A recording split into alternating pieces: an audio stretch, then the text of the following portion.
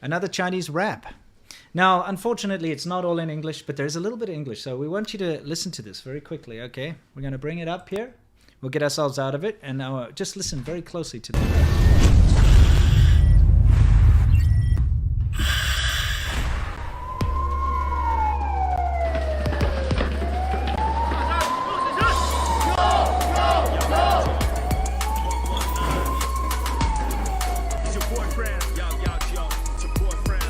，boyfriend.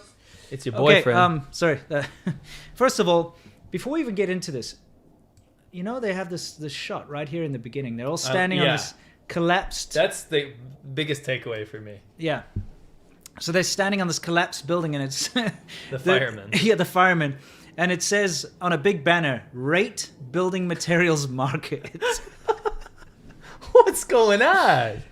Obviously, they couldn't understand what that sign says, but it's an English sign. They're just like, we're just going to leave it there. But basically, it's saying that the building materials are so shit in China that the buildings collapse.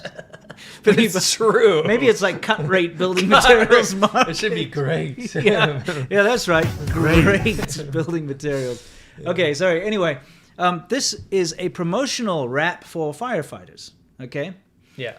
Now, it's a bit confusing because as you heard in English, they're like, what? It's your boyfriend. It's your boyfriend. It's your boyfriend. Yeah. It's your boyfriend. And the thing like is... Backstreet Boys shit. It is. Well, we'll play a little bit of it so that you can actually hear the Chinese, and we'll explain kind of what they're getting at here. So let's get back into it.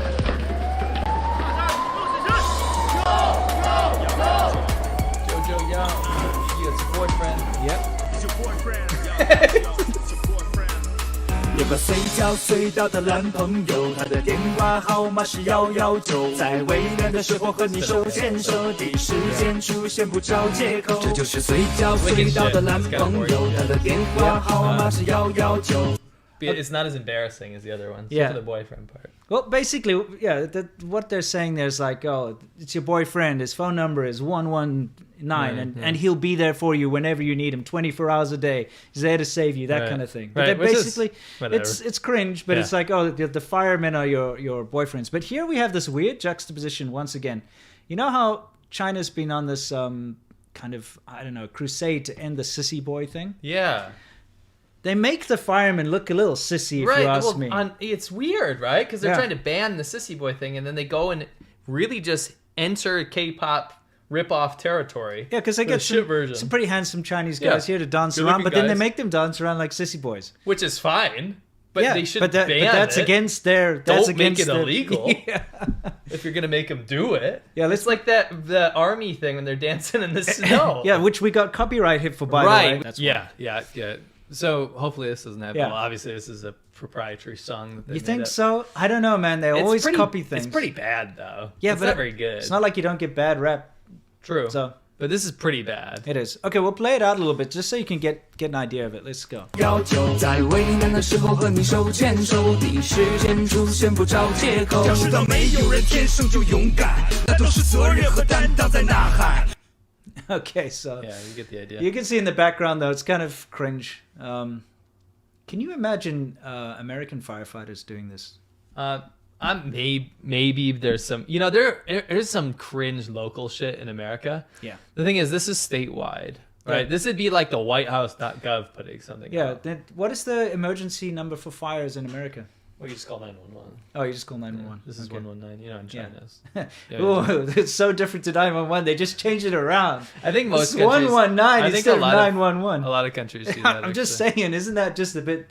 Let's make a difference. I know. We'll turn it around backwards and make it 119. A couple of things. I mean, this isn't not as cringe and as funny as some of the other ones, but it's good to talk about because number one, the sissy boy thing, which we find very hypocritical. Yeah. It's okay to be a sissy boy, do sissy boy stuff if the government makes it. Sure. Not if you make it privately. Yeah. If you're gay and you want to wear earrings and do stuff, then that's banned on media. Sure. But if the government wants to make sissy boy dances, that's fine. Yeah, exactly. Number two, the whole showing the all of the standards, like safety standard stuff, like inspecting this and showing the fire extinguisher. Holy shit, if you've been to China, that stuff is so corrupt. That safety inspection sector, they'll go around to get their stamp or their metal plaque. They will pay people off. Yeah. So the firemen don't actually show up in a lot of these places. Number two, the fire extinguishers are ancient and used up, and they won't work in situations. So a lot of times you'll see a fire inside of an apartment, and it can't even be dealt with because the extinguishers don't work anymore.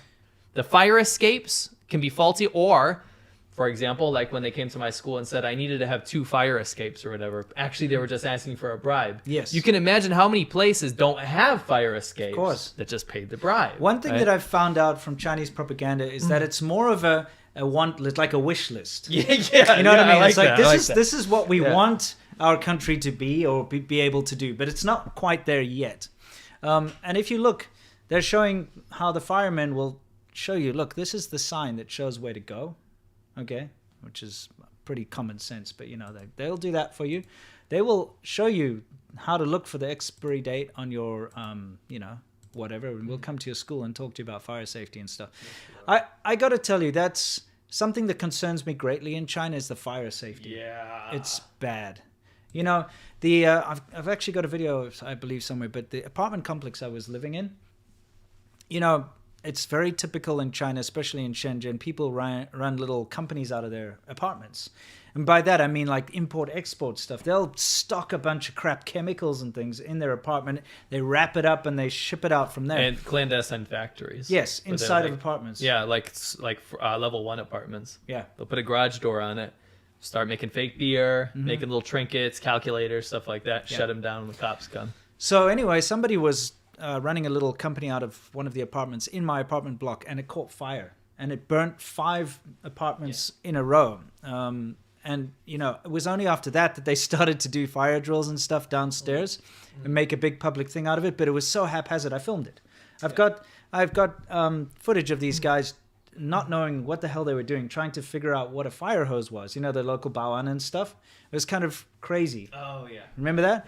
Anyway, the fact of the matter is it's really, really bad. That's why, you know, recently there have been a lot of explosions in China, and people have been thinking that it's some kind of unrest or something like that. But no, it's bad maintenance and it's a lack of safety, you know? So a lot of these gas pipes and things are not inspected and they're not taken care of. Actually, I want to use this as another opportunity, and I think people sometimes think I'm being a bit pedantic when I call this stuff out, but it's very important that we stay factual when we talk about China, because you'll see a lot of media, I don't want to name names, that will go to the other direction so hardcore. I'm not talking about shills. I'm talking about like trying to talk bad about the CCP or point out issues. Yeah. But they go so far-fetched into the realm of fantasy that it's not factual anymore. So when you see the reports, and I'm glad you brought the explosion thing up, it's like, mysterious explosions happen, 15 in one day or whatever. Well, no shit. It happens all the time. It happened when I was there. There's not a terrorist. There's not terrorists blowing shit up. Yeah, no. It's not some dude and they're like, oh, it must be because they're trying to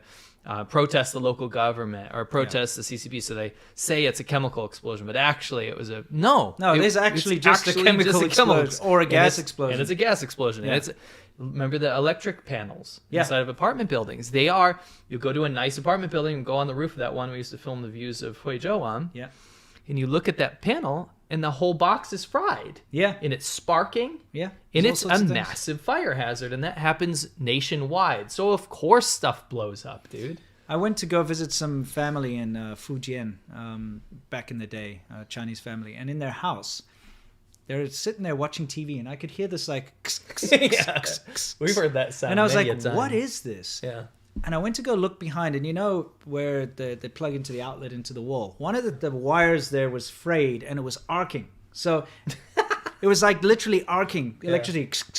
And they had a tablecloth dangling down right next to where it was arcing. And I'm like, this is a fire hazard. So that was one instance in a country of 1.5 billion people. There's a lot of lack of safety, unfortunately. Oh, man, especially with electricity. Yeah. It's huge. Yeah. I saw a post the other day from a shill. Yeah. Pro-CCP shill, and he's like talking about, I wish I had this screenshot up here. He's talking about how amazingly convenient China is because his hot water didn't work. Because you don't get those gas bottles or something. Yeah. Guy came up and fixed it or whatever. It cost him a couple bucks. Yeah. And you delude yourself, I think, when you're living there. Like, oh, wow, it's so convenient that somebody very cheaply can come fix my thing. You shouldn't have broken in the first place, right? True. So much stuff in your apartment will break in China because of lack of quality. I remember we bought, which is very rare, a dryer, clothes dryer. bought a Chinese one because they don't really exist in China, but I was so tired of hanging out my laundry. Sure. So we bought one, and we had it fixed, I think, 6 times within a year. The guy would come up, he'd replace some part, fix it or whatever, charge not that much to fix it, and then I could use it for another couple of weeks. But that's infuriating. Yeah. Stuff is very poor quality and maintained. It's also, there are no qualified electricians or anything like that. Yeah. You have to understand. My wife has an apartment in China. Yeah. Okay. And, well, she bought it new, and so it didn't have anything in it. Like, it's just a concrete shell. So she had to do all the plumbing and the wiring and stuff needs to be done after the fact, after you've bought the thing. Okay. It will come with some basic, like, pipes and stuff, but you have to do all the wiring. So they get just a shifu, as they call them, which means master. From a Wujingdian, which is a hardware store. Okay, and the shifu will come up there and do all the wiring. But it's just a guy. He doesn't have like an electrical engineering certificate. He doesn't have anything like that. And so he put this thing together so badly. You know, the distribution board. Yeah. So I went into the place when they just kind of finished. Okay, I go in there and I turn on the power because, you know, they would always turn it off whenever you leave. Turn on the power, I start smelling burning. And I open it up and it's on fire and melting. Seriously. I got so angry. And I called the guy up and I'm like, what are you doing? This is my wife's house. It could have burned down. And he's like, oh, no problem. And he just came and changed it with another like cheap, you know, distribution thing.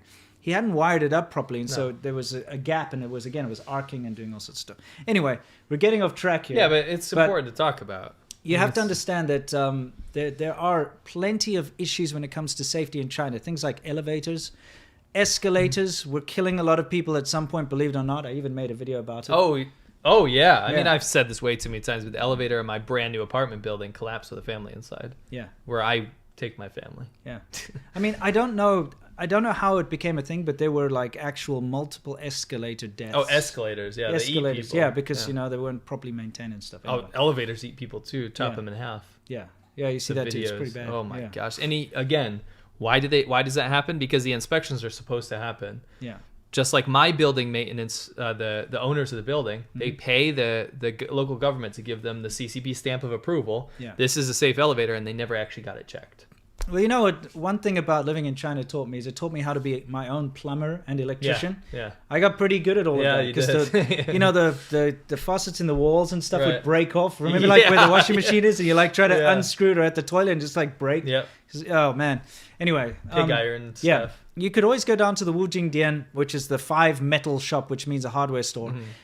And you'd expect like a huge amount of things, right? But actually, unfortunately, they don't have a huge selection in those places. But what they do have is they have the exact same fittings that are used everywhere. So you can always find that replacement doorknob, that replacement pipe, that replacement thing, because everything in the building will be using the same stuff. So from that point of view, it's quite easy to fix things. Yeah.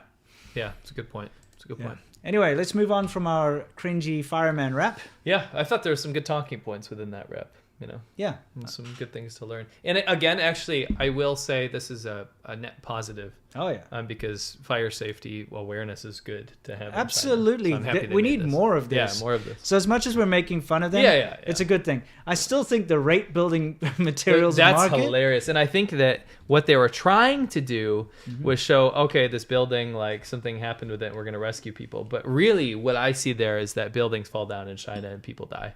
Yeah, that's really what it is. Yeah, you know, poor building quality leads to collapsed buildings. We're going to be talking about plants and animals that came from China. Yep. That are ruining your country. They're forbidden fruits or whatever. Forbidden fruits. You know, she does look like Xi Jinping. It's Xi Jinping, dude. What? That is Xi Jinping, but S-H-E.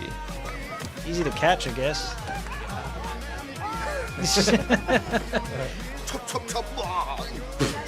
Sorry, I don't understand. Last 5 times, I also bought this. This is my flavor. They suck.